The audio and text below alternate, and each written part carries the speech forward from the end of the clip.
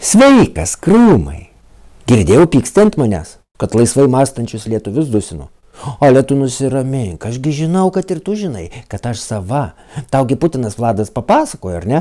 Nu tai žinok, kad šį kartą kratas pas lietuvius piliečius ne aš liepiau daryti. Čia vis tas grynas. Aš jam sakau, gaudyk visus, kur aršesni. Norėjau dar pridurt, amerikonų agentai. Bet iš įpratimo treptelėjau kojelę, o tas ir privarė į kelnes, ir išdūmė visko neišklausęs. Visa prezidentūra paskui 3 dienas kvepėjo. Bėda man su tais bobavyriais, ar vyrebobiais, ar kaip juos ten, net nežinau ir kaip pavadinti.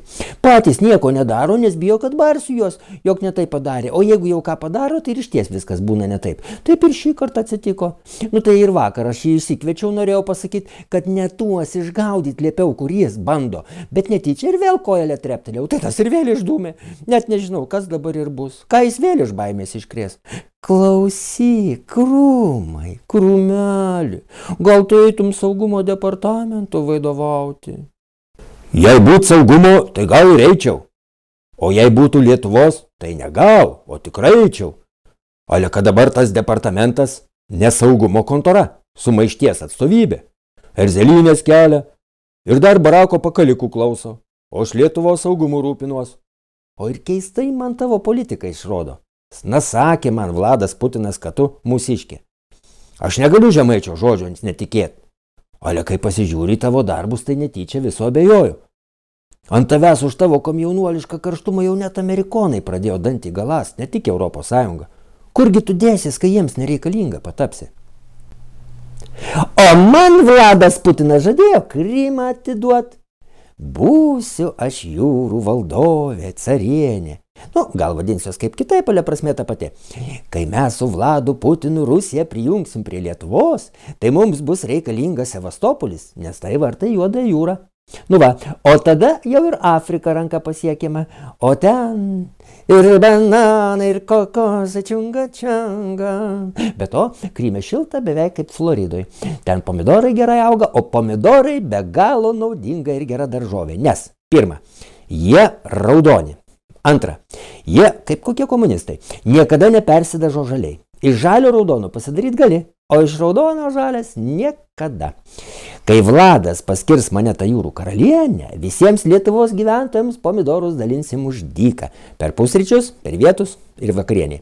Tada Lietuvoje pasidarys kaip prie Kadafio Libijoje, rojus jos gyventojams. Taigi, dėl tokio tikslo galiu truputį pasiaukoti, kvailą pavaidinti, bet to netokia aš ir blogė. Pažiūrėčiau aš, kaip tie lietuviukai prie kokio nors Artur Poloskopo šokinėtų. Tam tai tikrai niekas nerūpi išskyrus jo patie grožį. Veidrodėlį, veidrodėlį, kas pasaulyje gražiausia? Tuh! Ne, netokia aš ir bloga. Ir te nekalta aš, kad tie bobevyriai ir vyrebobiai ir kaip jos ten, na supranti apie ką aš, kad jie tokie mulkiai. Tai čia aš prie ko? Taigi aš tik apsimetu griežtą, aš juos treniruoju, prie vyriškumo pratinu. Tai va, dzin man viskas. Na, lėkiu. Reikia Kliko Komoiskį skambinti, nes iš Potrošenkos jau ordiną gavau, o jeigu Kliko Komoiskis aną iš krėslo išvers, tai mano darbas nueis per niek. Reikia ir su šituo susidraugauti, be to darbų marios. Reikia visokius liberastus daržininkystės, pomidorus auginti mokinti, nes aš tik apsimetu tokia, o jie vargšeliai iš tikrųjų. Kai Lietuvą nuo durnumo išlaisvinsim, jie pomidorams auginti vis tiek tiks. Na, viso, krūmelį, rūpinkis Lietuvos saugumo, o savimi aš jau pati kaip nors pasirūpinsiu. Gyveni ir mokaisi žmogus. Na, sakėgi Putinas, savas į žmogus savas, o tas lietuviškas įtarumas. Panašu, kad ir gryno dienos jau suskaičiuotos, gal jam darbelį kokį pasiūlyti ar ką. Kita vertus, na, pomidoram auginti ir jis tiks. Ir bananai, ir kokosai, čiunga, čiunga.